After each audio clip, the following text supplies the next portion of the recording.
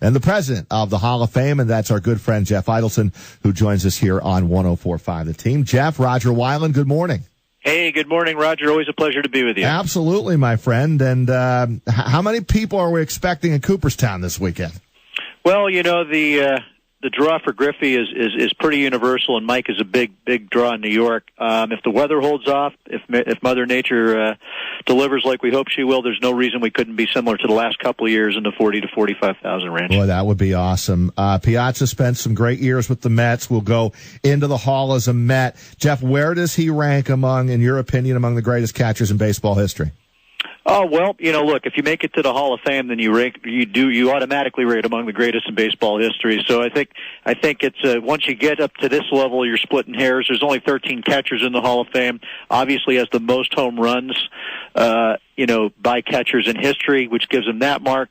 And when you talk about overcoming odds and adversity, this is a guy who was a 62nd round pick, 1,390th overall. Only 43 guys were drafted after him, so he certainly overcame the most odds. Well, I'm in the studio with the biggest Ken Griffey Jr. fan that I know. He's got the Seattle Mariner jersey on. He's got a Seattle Mariner hat on backwards. And I know Brady Farkas is my producer. I know he has some questions for you on his favorite player.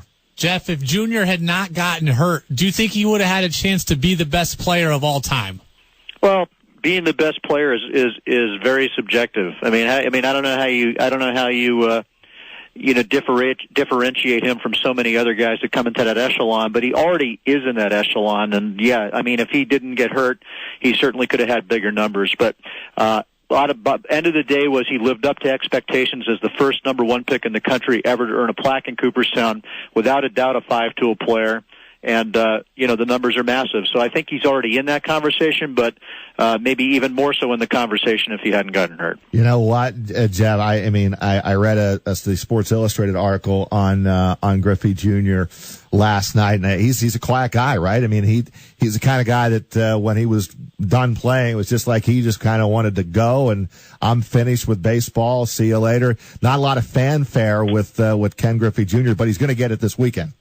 He sure is, and he's not a fanfare kind of guy. He's very much of a family man. 3 wonderful children that he and his wife are very devoted to. 2 of them as athletes at Arizona State, and he's got a 13-year-old who may be the best among them all. And this is a guy who played the game because he loved it. I mean, he spent his childhood running around in clubhouses with his dad having a great career, Ken Griffey Sr., and just sort of seamlessly made his way into the game. And I won't say it wasn't hard for him, but he sure did make it look easy. Jeff, he's going to go into the Hall as a Mariner. He's going to be the first Mariner inducted. Ichiro will be eventually not far behind him.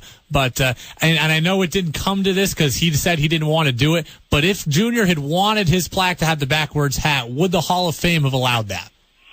Yeah, I mean, if it mattered that much to him, it certainly was how he was identified. And that's when you think of the backwards hat, you either think of backwards helmet, you think catchers, backwards hat, you think Junior. So it wouldn't have been a stretch, but at the end of the day, he felt proud to have a Mariners logo on the plaque, and that wouldn't have been possible with a backwards cap. And he'll always have those memories of having had that kind of fun with the game. But when it came to the plaque and recognition in the city of Seattle, a Mariners logo was important to him. And you're going to see a lot of Met fans in Cooperstown this weekend, right?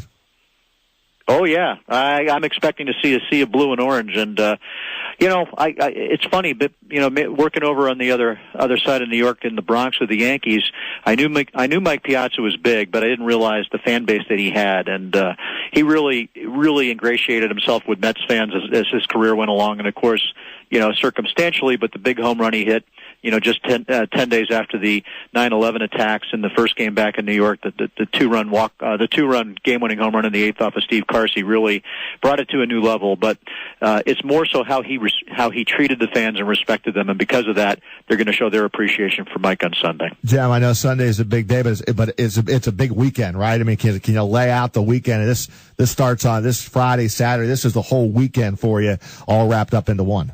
It is. I mean, our Hall of Famers start arriving tomorrow, actually, which is Wednesday, because they love being in Cooperstown so much. And come Friday, we hit the ground running from Ozzy's annual event, which he's now had for 15 years, his play ball event. He's got Goose Gossage and John Smoltz and Craig Biggio working with him, and fans can sign up at the Hall of Fame for a donation to the museum and learn the skills of the game from those four guys, to our awards presentation Saturday afternoon at Doubleday Field, where Dan Shaughnessy, Graham McNamee, who was one of the pioneers in broadcasting, he did the first World Series in the 20s and 30s, and also Vin Mavaro, who's a New York City Fire Department battalion chief, who founded baseball in the rubble of Trade Center, which became a symbol of hope for him. All three of those people will be represented and on stage Saturday at Doubleday Field with all the Hall of Famers there. Parade down Main Street afterwards, where you can see all these guys in the back of Ford F-150 pickup trucks on their way into the Hall of Fame, and then the big induction on Sunday at 1:30. And the last three events I mentioned, the awards presentation, the parade, and the induction, of course, all free of charge and open to the public. And then a follow up to that, Jeff, is how about the Legends of the Game Roundtable on Monday at 10:30? Shame on me. I'm glad you're here, Rodger.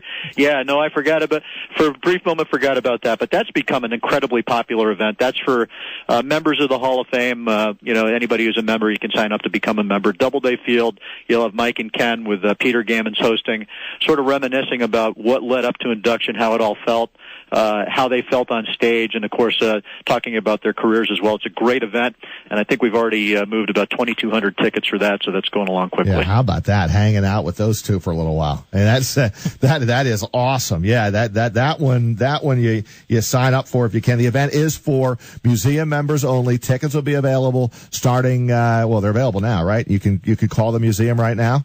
Absolutely. Call the Hall of Fame, or sign up at our website, or come down to Cooperstown, any of the three. Yeah, $10 for adults, $5 for children 12 and under. That'll be huge on Monday. What's the general climate these days, Jeff? I always ask you when we have our one-on-one here, what's just in general the climate of the Baseball Hall of Fame these days? Oh, the vibe is great. We're doing really, really well here at the museum. Our attendance is up, quite a bit over last year. A brand new exhibit, a whole new ball game, which we opened in the fall, which is the most modern era of baseball. 1970 to Ford is getting tremendous reviews. We have an exhibit out now traveling the country called We Are Baseball, where we have IMAX as a partner. There's an IMAX film on Cooperstown in the Hall of Fame, which is just tremendous, that pairs along with our exhibit. That's touring the country for the next 6 years. Two great inductees, lots of great inductions coming down the pike over the next several years. So the outlook is very, very bright here in Cooperstown. Jeff, I have to tell you something and then ask you something. First off, my brother Troy is the multimedia intern at the Hall of Fame, so thank you guys for being good to him. Second off, I have worked at the Hall of Fame Classic for the last 3 years. That is my favorite day of the year, so thank you for letting me be involved. And then now, I'm coming to the induction this year. I have to see Griffey and Piazza. What time should I leave from Albany to make sure I get there and I'm not hitting too much traffic? Why aren't you calling your brother?